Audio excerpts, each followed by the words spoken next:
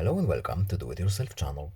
Today I will show you where to find the option, how to allow and how to prevent clock application to display notifications on the lock screen in Realme 14 Pro phone. First, we need to open our phone settings. Then we are looking for notifications and quick settings menu. Next, we need to tap lock screen, and here we have our switches. So first of all, we can disable them all using the switch at the top.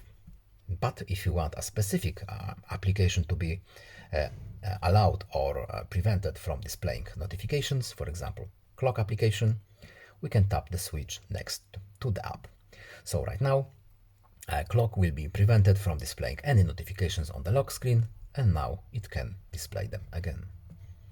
That's all. I hope this video is helpful to you. Please leave a like and subscribe. Have a nice day and see you in the next video. Goodbye.